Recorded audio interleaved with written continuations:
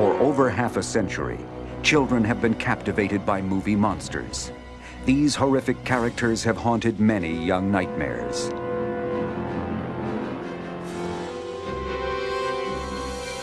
Today's movie fans are equally enthralled by cinematic monsters and by the makeup effects wizards who bring these creatures to life. Every day is a bad hair day.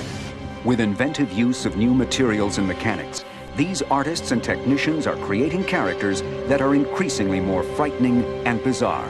Rolling. Today, we'll go behind the mask with the comedy adventure Cabin Boy to see how flesh and blood actors are transformed into make-believe beings. Cut. And Academy Award-winning makeup artist Rick Baker reveals the secrets of famous movie monsters.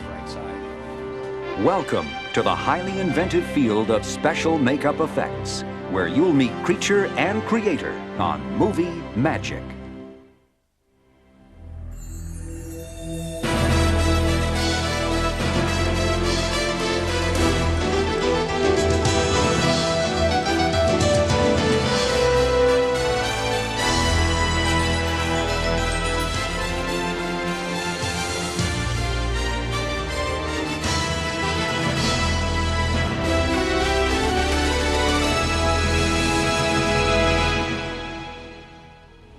The function of makeup has remained constant throughout history, to assist an actor in the creation of a character. Makeup effects include everything from the addition of a cut, burn, or scar, to the transformation of a man into an unrecognizable form. When a script calls for an alien to live among Earthmen, or dead men to walk amongst the living, the makeup effects artists are called to center stage. For the fantasy comedy film Cabin Boy, producers Tim Burton, Denise Denovi, and director Adam Resnick must create a world populated with strange characters. Cabin Boy tells the story of a young man who travels the high seas with a group of crusty old fishermen.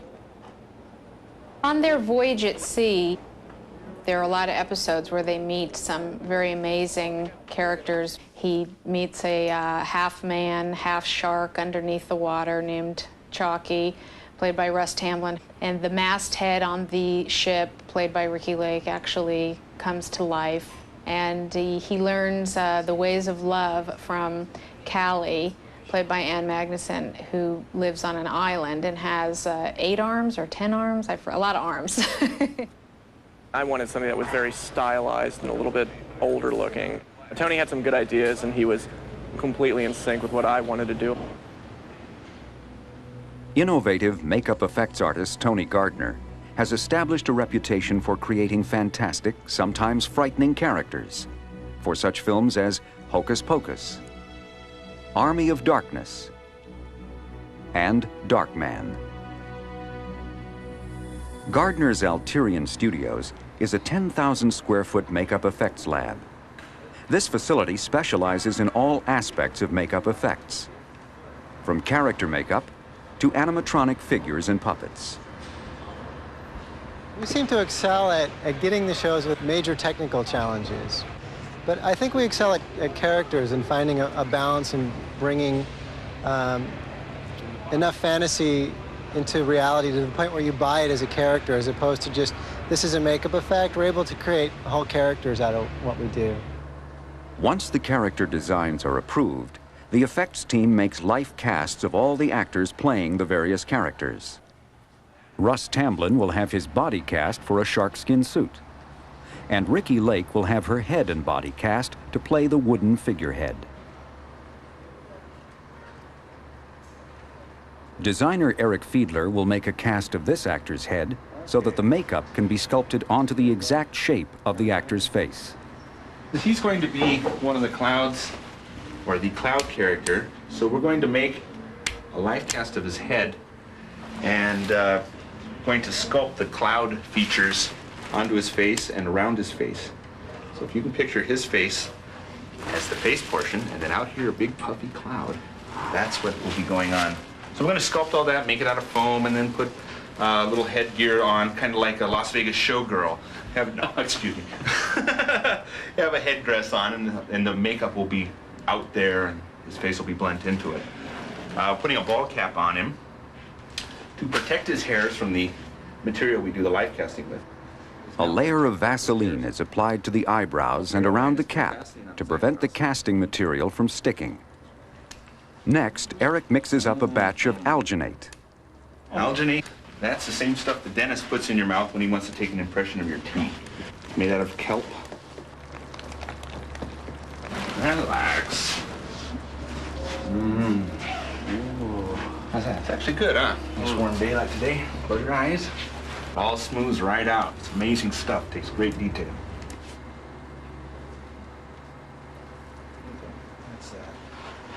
This takes about 5 minutes. You get the whole thing done in about 14.5 minutes. A wrapping of plaster bandages provides support for the alginate cast. Now I'm putting on the dividing line of the hard matrix or the plaster bandage. So we do a front half and a back half. As this stuff starts to go off, it starts to heat up. So we tell the talent, don't worry, it's gonna get warm. It's like a relaxing facial sun. After about 4 minutes, the plaster has hardened and the two halves can be removed. And Tom will lead forward and his ears will fold under. And he'll help catch it in case we have a problem. You have to kind of work it off here a little. Got it? There we go. Go ahead. Go ahead and pull. I'm gonna slip it in there. Pull straight out. There you go. And Once the negative of Tom's head is finished, the next step is to fill the mold which will form the life cast. this is Ultracal. It's a very hard type of plaster. There's 3 parts of this. There's this is called a face coat, splash coat, also it's called. Then after that is the hemp coat. We add hemp or sisal fiber, which is a material that we use to give it strength.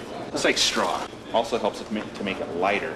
And then we put a finish coat on there, making it nice and smooth. Molds in minutes. This will set for 30 minutes. It'll start to heat up. That'll make it harden up. That's it. We'll pop it. Now it's time for the moment of truth.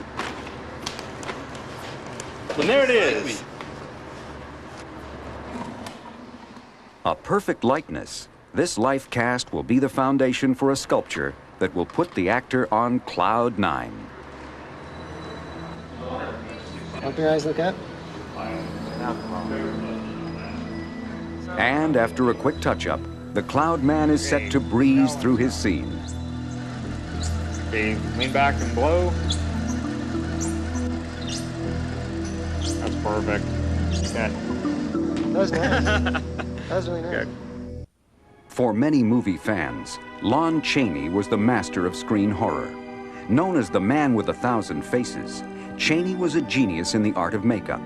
His 1923 version of The Hunchback of Notre Dame is one of the most extraordinary characters ever created for motion pictures. He had this wonderful ability that no matter how horrific or how repulsive his character could be, he could get the audience's sympathy.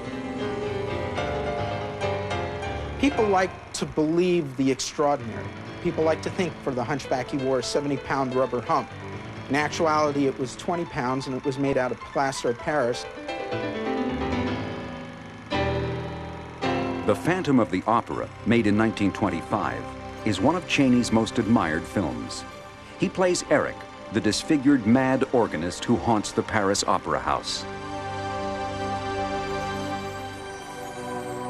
When Chaney read the Gaston Leroux novel, it described Eric's face as that of a skull with the flesh wasted away. He would glue spirit gum, which was an adhesive, on his nose, and then he'd place the little strip of fish skin, which is a thin, transparent piece of skin that comes from the stomach lining of fish, and he'd pull the nose up to the way he wanted it, and then ran the rest of the piece of fish skin up into the forehead, painting it down with spirit gum, and that's how he accomplished the up-tilting of the nose. Because his elaborate makeup removed all acting subtleties, Chaney had to employ his body to eloquent effect. Chaney's famous makeup box was the forerunner of the makeup departments of the major studios. By the 1930s, these makeup departments were operating as daytime glamour factories. But at night, in Universal's makeup lab, artist Jack Pierce worked with Boris Karloff, perfecting the face that would influence future generations of makeup artists.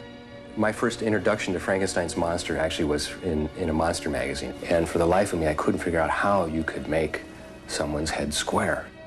A two-time Oscar winner for his extraordinary work on An American Werewolf in London and Harry and the Hendersons, Rick Baker's special effects makeups are inspired by his early fascination with classic movie monsters. Early on, I thought it was Boris Karloff that did his own makeup, until I read in Famous Monsters of Filmland that this guy by the name of Jack Pierce did the makeup. From the research that I've done and knowing what makeup techniques were at the time, I believe most of it was done with a buildup of cotton and collodion. Collodion is this kind of liquid plastic type material. I really pity poor Boris, who had to go through this makeup every day. First day, I think he put some spirit gum on his brow, stuck some cotton onto it, painted on a layer of this collodion, put a little bit more cotton, a little more collodion. So it was laboriously building up layer at a time to create this brow. But it took hours to do. I've read 8 hours, I've read 6 hours. I couldn't believe either one of them. It's a long process. And to be sitting in a makeup chair that long, to have some joker painting, plastic on your face isn't really a lot of fun. I spoke to some older makeup artists that knew Jack Pierce, and they said that Boris, on occasion, would actually wear the makeup home rather than going through the laborious procedure the next day. He actually would go home, sleep, between a couple of books and try not to roll around on his face, and then come in the morning, and then Jack would have to do a certain amount of repair to the makeup, but it was less work than starting the whole process again. At a very early age, I was fascinated by monsters. I would watch monster movies on TV whenever they would come on, and just decided that would be a really cool thing to do, is make a monster. At age 18, Rick Baker became the protege of Dick Smith, the creator of the unforgettable makeup effects in such landmark films as Amadeus, Little Big Man, and The Exorcist. With Dick's encouragement, Rick honed his skills and then went on to train a new generation of makeup artists, including Tony Gardner.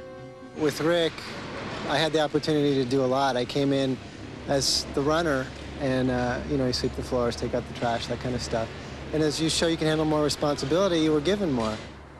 In 1988, Tony Gardner formed Alterian Studios to continue the tradition of makeup effects pioneered by Lon Chaney. Terminator is an insect. But the materials and techniques have constantly improved. Foam rubber, first developed in 1939, allows artists to form-fit makeup to the actor's face. This foam appliance is detailed enough to look realistic in close-ups, and at the same time, eliminate the mounds of putties and cotton used by Jack Pierce to build up Boris Karloff's facial features. Even though methods have improved, the makeup effects for Cabin Boy are as labor-intensive as any previously created. In order to create new facial and body features, artists use plastine clay to sculpt character pieces onto the actor's life cast. These character pieces are called appliances. For Ricky Lake's figurehead character, Tony works with sculptor Mike Smithson. The design of the figurehead was modeled after those crafted for old English sailing ships. Careful detailing creates a weathered wood effect with a deep grain pattern. Once the design is sculpted, a mold is made of the clay appliance. This process is similar to that used for the life cast. After the plaster dries, the mold is separated from the life cast. The clay is removed, and the cavity that remains is ready to be injected with foam latex. After the molds are cleaned, foam technician John Calpin prepares the foam latex. I'm getting ready to measure out some foam latex and whip it up, and then we'll inject it, almost like baking bread. We just pour everything into a gigantic bowl and whip it up in a mixer. When you whip it higher, you whip more air into it, makes it a softer foam. The less you whip it, the more dense it becomes.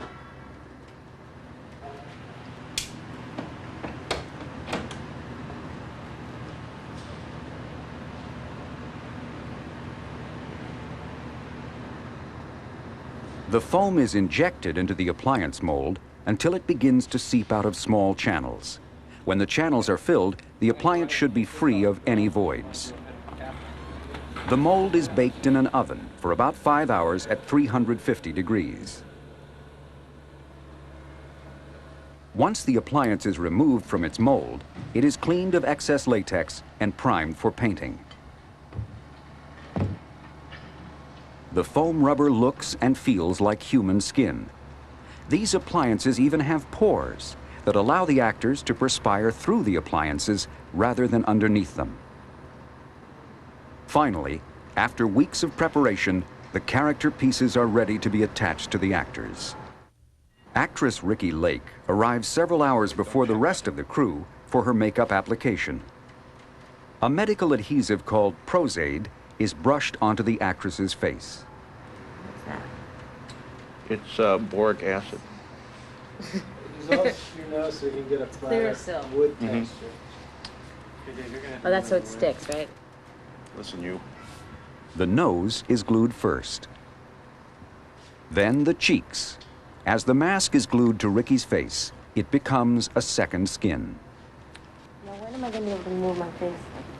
You can move right now if you want. It feels restricted. Oh, it'll work in. The most important work is the blending of the edges of the makeup with the actress's skin. The seams must be perfect to avoid detection. It scared me. I'm sorry.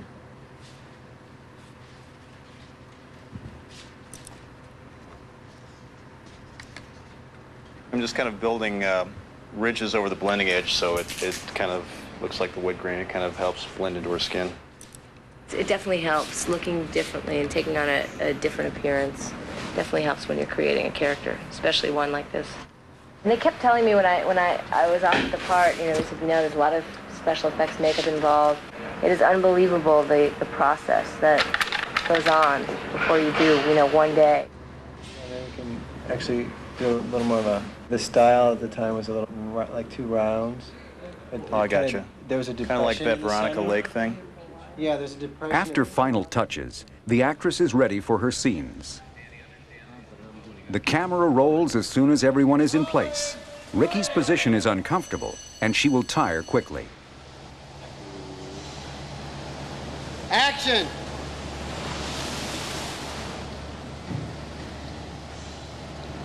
Ricky. Pat. Great, okay. Great, Ricky, okay. After Ricky works through a full day of shooting, Tony Gardner and his crew must then remove the actress's makeup. When the makeup effects are as elaborate as the figurehead character, this process can take several additional hours. But for the Alterian team, the figurehead is only one of several characters they are responsible for. Here, actor Russ Tamlin is being made up with another foam latex appliance to create his Sharkman character. Brian Pennicus has been given this task. This is a surgical adhesive that Dow Corning makes. Since the dawn of theater, actors have used color to create character makeup. And now, color is the final step in creating these makeup effects. The basic foam appliance has texture, but needs color and shading to complete the illusion. For the makeup colors, we use a standard palette, but that offers 6 or 7 blues and a black and a white. Well, Brian did a test paint job on the little rectangle to determine the patterns and the basic colors. And we'll gradually work our way from this prosthetic adhesive paint to regular makeup as we work our way forward over the body. Now I have to go in and break up all the flatness of the gray. And we've got to break up the edge here so that it dissolves more into his own skin. Once you get all this gear on and start looking at yourself in the mirror, it's such inspiration. You've got a fin on my back. A lot of times people, you say, oh, I was in that film, and they'll say, oh, who were you in it? And you have to kind of explain, well, I was the guy, or the lawyer, or the this, or the that. You say I was the shark man. A little bit wider. Make this match the point. Just kind of stands out. Do I look normal again? I mean, who would think? I'm just a normal, average actor with a robe. Finally, Russ is ready for the camera. In this scene, the cabin boy has been thrown overboard and he sinks to the bottom of the ocean. The shark man swims to the rescue before the cabin boy drowns. I approached the makeup effects more as characters as opposed to just a makeup effect. You have to figure out the character and how to make the character work. The continuing demand for new characters and greater realism presents makeup artists with challenging problems. They respond with confidence by inventing new techniques and materials and creative ways of using them. It's almost like presenting a magic trick. It's what's all the dressing that fits around the actual effect itself to make it work and make you believe what you're seeing. The credit belongs to makeup artists with talent and technology who create memorable screen characters that could never have existed without movie magic.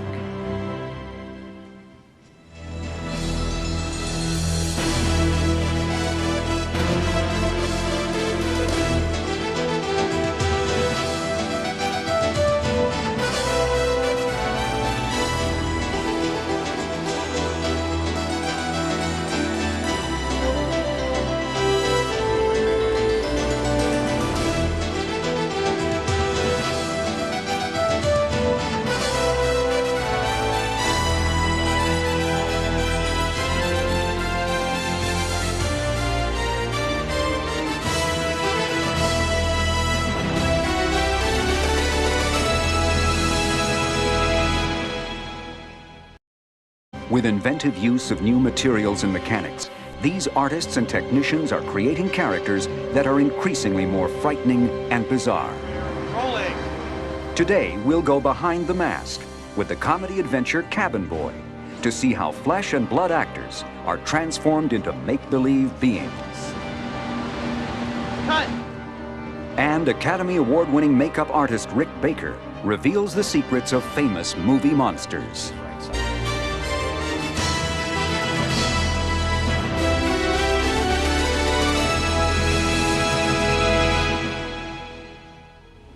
The function of makeup has remained constant throughout history, to assist an actor in the creation of a character.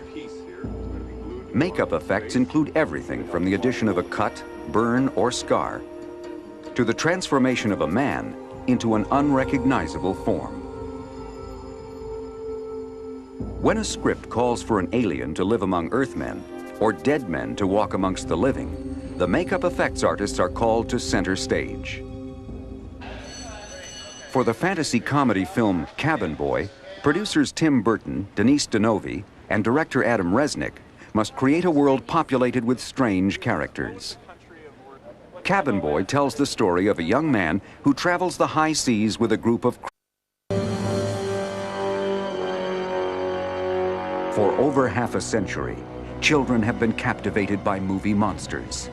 These horrific characters have haunted many young nightmares.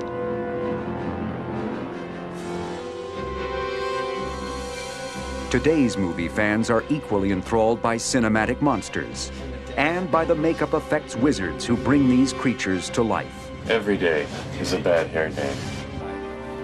Welcome to the highly inventive field of special makeup effects, where you'll meet creature and creator on Movie Magic.